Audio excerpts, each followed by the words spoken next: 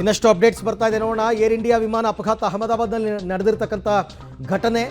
So ವಿಮಾನ ಅಪಘಾತದ ಬಗ್ಗೆ ಮಾಹಿತಿಯನ್ನು ಪಡೆದಿದ್ದಾರೆ ಪ್ರಧಾನಿ ನರೇಂದ್ರ ಮೋದಿ ಅವರು. ಘಟನಾ ಸ್ಥಳಕ್ಕೆ ತೆರಳೋದಕ್ಕೆ ವಿಮಾನಯಾನ ಸಚಿವ ರಾಮ್ ಮೋಹನ್ಗೆ ಸೂಚನೆ ಕೊಟ್ಟಿದ್ದಾರೆ. ಈಗಾಗಲೇ he's on the way. Gujarat ಸರ್ಕಾರಕ್ಕೆ ಎಲ್ಲ ರೀತಿಯ ಸಹಕಾರ ಕೊಡೋದಕ್ಕೆ ಸೂಚನೆಯನ್ನು ಕೊಟ್ಟಿದ್ದಾರೆ.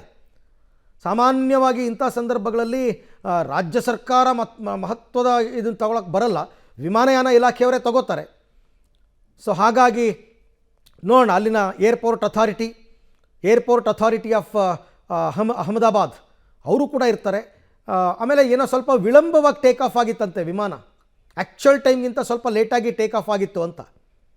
ಯಾಕೆ ಟೇಕ್ ಆಫ್ ಆಗಿತ್ತು, ವಿಳಂಬ ಯಾಕಾಯಿತು, ಮೊದಲೇ ಏನಾದರೂ ಪ್ರಾಬ್ಲಮ್ ಇತ್ತಾ, ಅದನ್ನು ಸರಿಪಡಿಸ್ಕೊಂಡು ಹೊರಟಿದ್ರಾ, ಎಲ್ಲವೂ ಗೊತ್ತಾಗಬೇಕು. 230 ಮಂದಿ ಪ್ರಯಾಣಿಕರಿದ್ದಂತಹ ವಿಮಾನ ಪತನವಾಗಿದೆ. Very very unfortunate. ನಿಜಕ್ಕೂ ಕೂಡ 1:38ಕ್ಕೆ ಟೇಕ್ ಆಫ್ ಆಗಿತ್ತು ಈ ವಿಮಾನ. 1:50ರಷ್ಟೊತ್ತಿಗಾಗಲೇ ಅಪಘಾತ ಆಗೋಗಿದೆ. ಸುಮಾರು 850 ಅಡಿಯಷ್ಟು ಮೇಲಕ್ಕೆ ಹಾರಿದೆ. ಹಾರಿದ ಸಂದರ್ಭದಲ್ಲಿ ಎಂಜಿನ್ನಲ್ಲಿ ತಾಂತ್ರಿಕ ಸಮಸ್ಯೆ ಕಾಣಿಸ್ಕೊಂಡಿದೆ. ಅಲ್ಲಿಂದ ವಾಪಸ್ ಕೆಳಗಡೆ ಬಂದಿದೆ. ಟ್ರೈ ಮಾಡಿದ್ದಾರೆ ಅಂತ ಅನಿಸುತ್ತೆ, ತುರ್ತು ಭೂಸ್ಪರ್ಶ ಮಾಡಿಸೋಣ ಅಂತ. ಬಟ್ ಇಂಜಿನ್ ಕೈ ಕೊಟ್ಟಿದ್ದರಿಂದ ಅವ್ರಿಗೆ ಏರೋಪ್ಲೇನ್ ಕಂಟ್ರೋಲ್ ಸಿಕ್ಕಿಲ್ಲ, ಫ್ಲೈಟ್ ಕಂಟ್ರೋಲ್ ಸಿಕ್ಕಿಲ್ಲ. ಈಗಾಗಲೇ ಘಟನಾ ಸ್ಥಳಕ್ಕೆ NDRF ತಂಡ ದೌಡಾಯಿಸಿದ್ದಾರೆ.